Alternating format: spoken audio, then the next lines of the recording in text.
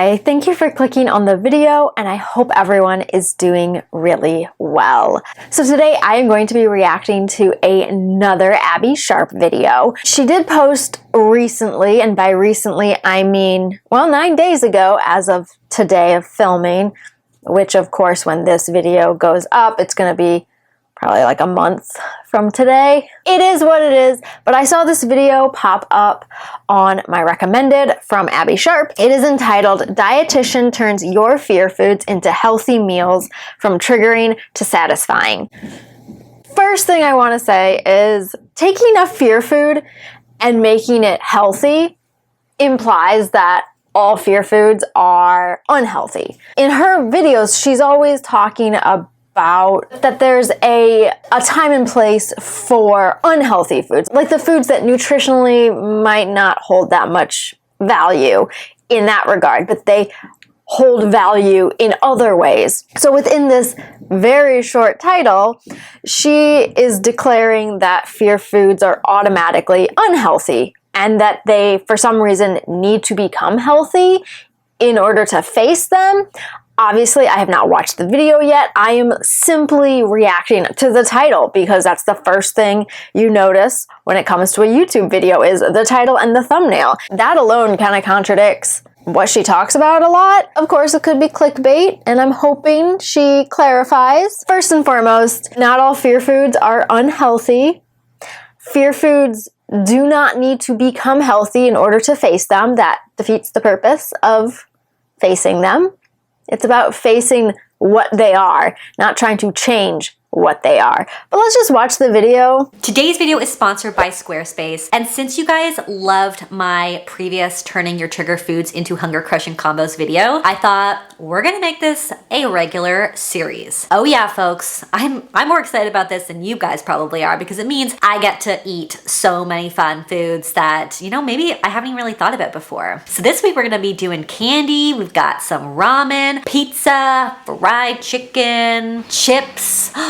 Ooh, it's gonna be a good week. Now, before we even get into it, hit me up in the comments below if you want me to turn your classic trigger food or fear food into a hunger crushing combo. Got my general disclaimer on screen here and in the description below, including a trigger warning to those with current or previous experiences with disordered eating. As always, you can feel free to skip this video if it's not supportive to your journey. I know that her whole purpose of this video is to help people face their fear foods, but you're no longer facing your fear food if you're changing it into something else. Like, it might still be in essence that fear food, but you've changed it. So you're not facing it. You're kind of just putting a band-aid on. And that doesn't heal the problem. It doesn't fix the problem. You're just putting something on top of the problem instead of taking care of the problem.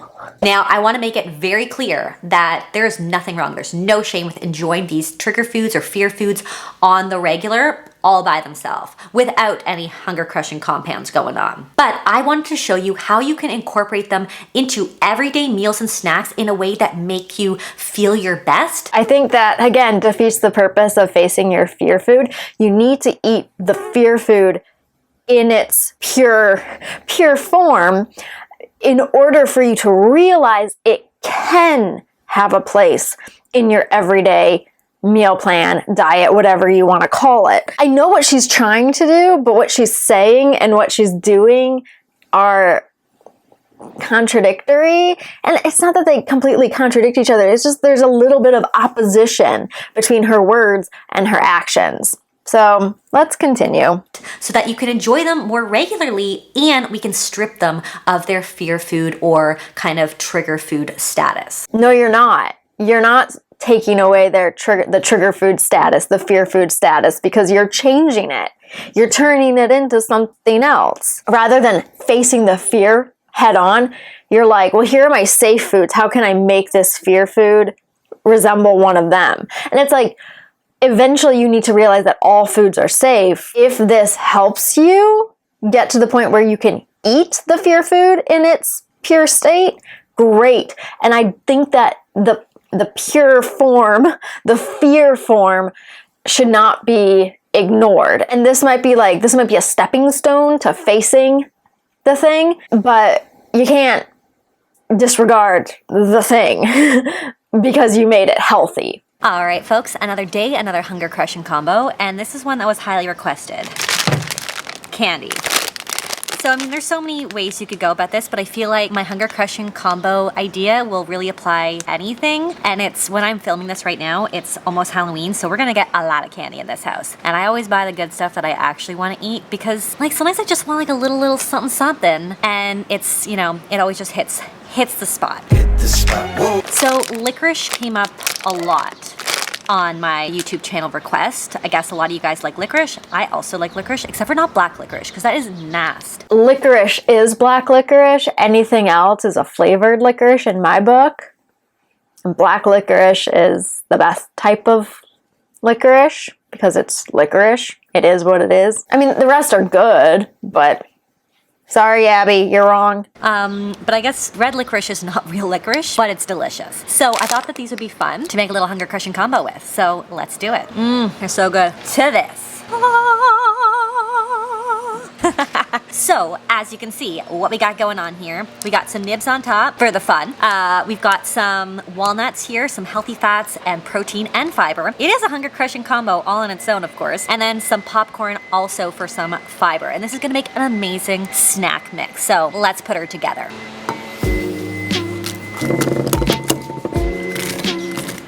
Mixing three snacks into a bowl, I don't know. For me, this is just fear food on fear food. Like, you just made it worse. Sorry. I'm speaking for myself. This might work for some people because they might see nuts as like, oh, nuts are healthy. Popcorn is somehow healthy. And you threw some candy in with it. I have the fear of like multiple unhealthy things together. So this is just like a bowl of fear. Also, I'm allergic to corn. So popcorn, that's an allergic reaction just waiting to happen. Nuts are a major binge food for me, so avoiding those, that freaks me out. Honestly, eating candy by itself, for me, is way easier than if someone put a bowl of this in front of me. So I'm going to skip ahead to the next one because I think we all know what popcorn, nuts, and candy mixed in a bowl looks like. I bought this bag specifically for this video and she didn't make it. But there's still time, of course, to make this into a more satiating, balanced snack. So that's what we're gonna do today. We're gonna pair this with a homemade Greek yogurt French onion dip. And she's gonna be good. So let's do it. So first thing we're gonna do is finely chop one onion. Saute that in a little bit of olive oil. As a kid, potato chips did not make an appearance very often in my house growing up. When they did, and it was like a dill onion dip that my mom would make, and chips and that dip is amazing. But it's gotta be raw onion, sorry. It has to be raw onion and none of this Greek yogurt crap because, you know, that's healthy. Don't want that. What you want to do is this is how my mom did it. We didn't have mayonnaise growing up, so she always bought the low-fat Miracle Whip. So that is what I am used to. So that, sour cream, a shit ton of dill, fresh, dried, whatever, just a ton of dill, like half a raw onion, garlic powder, mixy mix, chips, done. None of this making it healthy. Great combination, great thought process, execution. No. I'm just saying, if you're gonna do chips and dip, just do chips and dip. That's how I feel about most foods that people make healthy. And I am one of those people. Now that I'm thinking, I mean, I do it.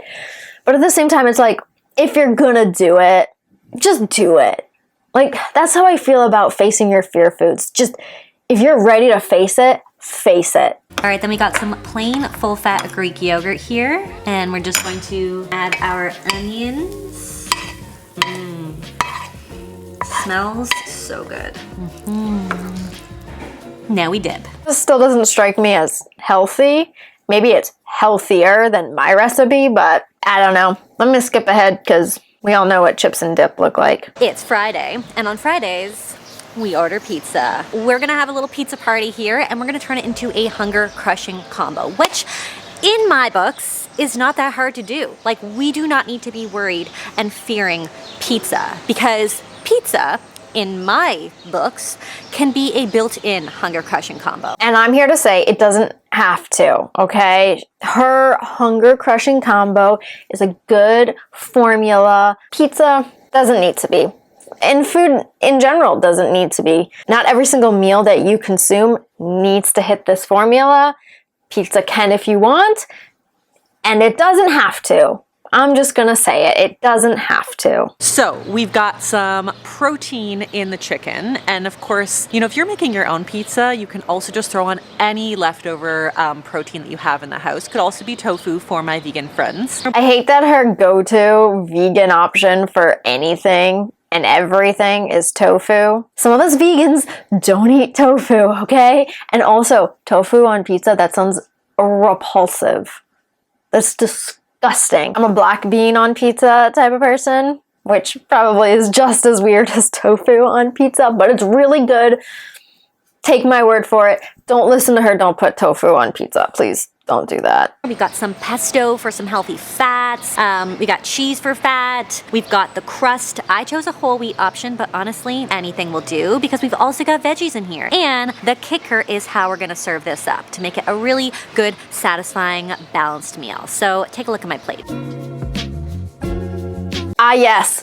The key to making any meal healthy is to make half your plate a salad. Here's my suggestion. Put the salad in the pizza. And by that, I mean, make sure that there are more vegetable ingredients on the pizza than non-vegetable ingredients. Just bake it in and then you can eat the whole pizza. You can make your whole plate the pizza rather than half pizza, half salad. I'm just saying. The next one's fried chicken, and as a vegan, I am morally opposed to watching non-vegan food being made. All right, lovelies. Next one, ramen noodles. Mr. Noodles, specifically, these bring back so many memories. Okay, raise your hand, and I think only the elder millennials are gonna get this, but raise your hand if you used to get one of these in your lunchbox for school and like crush it into small little pieces, and then we would put the seasoning pack inside the plastic bag and just eat it dry. No, I don't remember that because the first time I had ramen, I think I was like 14 and I wasn't living with my parents. Up until then, ramen was never purchased.